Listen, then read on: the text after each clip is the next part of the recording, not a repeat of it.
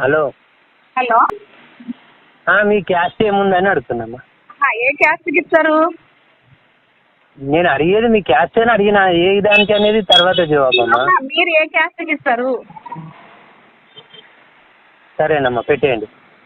మీరు ఏ క్యాస్ట్కి ఇస్తారు సార్, అది చెప్పండి. అదే మీరు ఏం క్యాస్టో చెప్తే నేను చెప్తా కదమ్మా. మీరు అడిగిన దానికి అట్లా చెప్తే నేను ఏ క్యాస్ట్కి ఇస్తారంటే అంటే క్యాస్ట్ కనుక్కొని కూడా ఇల్లు ఇస్తారా అని నాకు తెలియదు, అందుకని అడుగుతున్నా. అవునమ్మా, ఓసీయా ఎస్సీయా అట్లా అడుగుతున్నామ్మా. అది మీరు అదే ఓసీకి ఇస్తారా, ఎస్సీకి ఇస్తారా, ఎస్సీకి ఇస్తారా అండి.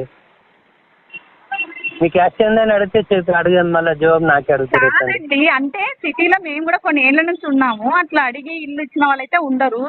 అట్లా క్యాస్ట్ అడుగుతారు. నాన్ వెజ్ తింటారా, వెజ్ తింటారా అని అడుగుతారు కొంతమంది, కానీ అది కూడా అడగొద్దు అట్లా అని మేము కూడా అన్నాము. అదేంటి అట్లా అడగడము, మరి ఆత్మగౌరవం మీద దెబ్బ తీసినట్టు. అయ్యో అట్లానేం లేదమ్మా. అయ్యో పిల్లని ఇస్తారు కానీ ఇల్లు ఇవ్వడం కూడా క్యాస్ట్ అడుగుతారా అని నేను ఆశ్చర్యపోయినా, అంతే, ఇంకేం లే.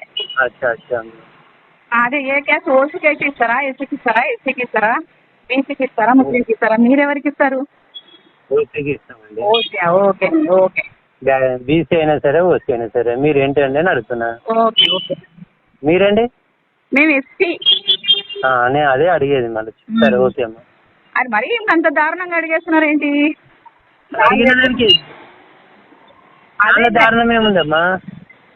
అంటే మేము ఎస్సీ వాళ్ళైతే ఏం చేస్తారని,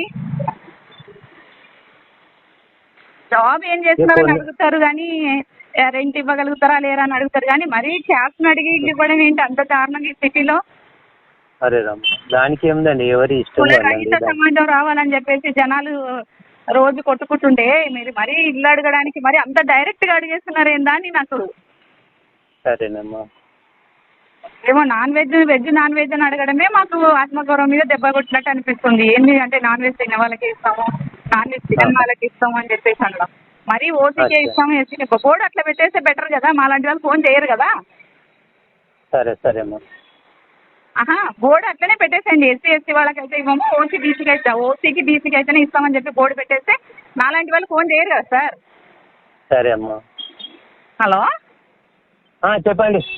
అదే ఎస్సీ వాళ్ళకు మేము ఇవ్వము ఇల్లు అని చెప్పేసి బోర్డు డైరెక్ట్ పెట్టేస్తే సరిపోతుంది కదా సార్, మాలాంటి వాళ్ళ దగ్గర అడిగే బదులు.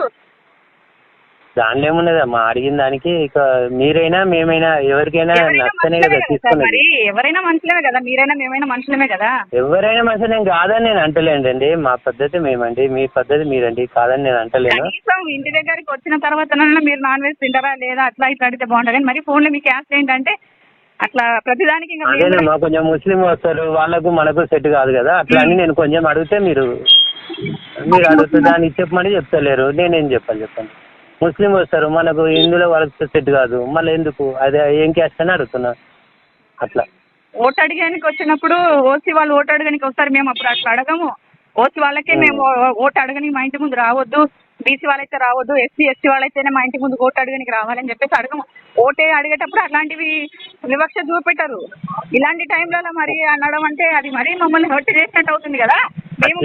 అట్లేమనుకోవద్దండి. సార్ మేము మీలాంటి మనుషులమే కదా సార్. నేను కాదని నేను అడిగినమ్మా, దానికి అడిగిన దానికి మీరు అంత వాదన చేస్తడం తప్పండి.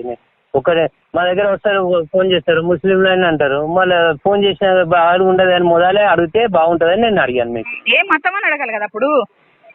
అదే ఏం క్యాస్ట్ అని అడిగినా, హిందూ ముస్లిం అని చెప్పొద్దు, దాని ఏమన్నా. మరీ టూ మచ్ సార్, ఇది మరీ అనవసరంగా ఫోన్ చేసినాను అనిపిస్తుంది నాకు కూడా. ఇంతగానో కులం పిచ్చి ఉంటారు.